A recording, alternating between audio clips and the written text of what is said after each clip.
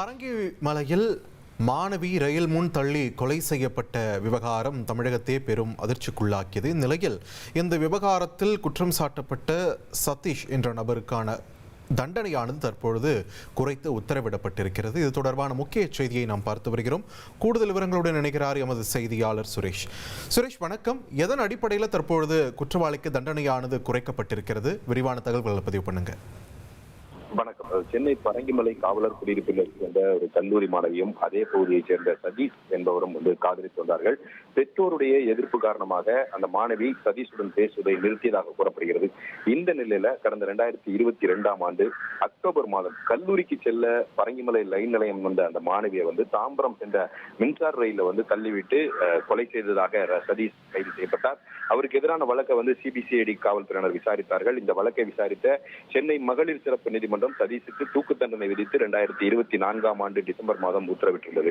இந்த மரண தண்டனையை உறுதி செய்வதற்காக இந்த வழக்கு சம்பந்தப்பட்ட நீதிமன்றம் உயர்நீதிமன்றத்துக்கு அனுப்பி வைத்தது. அதே போல சதீஷ் தரப்பிலும் இந்த தண்டனையை எதிர்த்து மேல்முறையீடு செய்யப்பட்டுள்ளது. இந்த வழக்குகளை விசாரித்த நீதிபதிகள் சதீஷ்குமார் மற்றும் ஜோதிராமன் அடங்கிய அமர்வு இந்த வழக்குகளை விசாரித்தது. அப்போது சதீஷ் தரப்பில் ஆஜரான வழக்கறிஞர் முன்வைத்த வாதம் என்னவென்றால், காதலித்தவர் வேறொருவரை திருமணம் செய்ய ஒப்புக்கொண்ட வேதனையில திடீரென ஆத்திரத்தில் செய்த செயல் தவிர இதுல எந்த ஒரு திட்டமிட்ட செயலும் அல்ல, மரண தண்டனை விதிக்கக்கூடிய அரிதிலும் அரிதான வழக்கு அல்ல என்று வாதிடப்பட்டது. சிபிசிஐடி தரப்பில் ஆஜரான தமிழக அரசின் தலைமை குற்றவியல் வழக்கறிஞர் அசன் முகமது ஜின்னா இந்த வேறொருவரை திருமணம் செய்ய ஒத்துக்கொண்ட அந்த வேதனையில திடீரென ஆத்திரத்தில் செய்த செயல் அல்ல, இது ஒரு திட்டமிட்ட செயல்.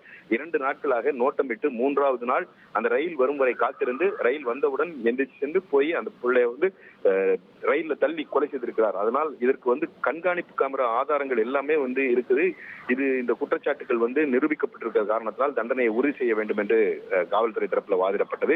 அனைத்து தரப்பு வாதங்களையும் நிறைவடைந்ததை அடுத்து இந்த வழக்கினுடைய தீர்ப்பு தேதி குறிப்பிடாமல் தள்ளி வைக்கப்பட்ட நிலையில இன்றைக்கு இந்த வழக்குல நீதிபதிகள் தீர்ப்பளித்திருக்கிறார்கள். நீதிபதிகள் தங்கள் தீர்ப்புல சதீஷ்க்கு விதிக்கப்பட்ட அந்த தூக்கு தண்டனையை ஆயுள் தண்டனையாக குறைத்து தீர்ப்பளித்திருக்கிறார்கள். அதே சமயம் 20 ஆண்டுகளுக்கு அவருக்கு எந்த ஒரு தண்டனை குறைப்பும் வழங்கக்கூடாது என்றும் நீதிபதிகள் தங்கள் உத்தரவில் சுட்டிக்காட்டியிருக்கிறார்கள். நன்றி சுரேஷ், உங்கள் விரிவான தகவல்களுக்கு.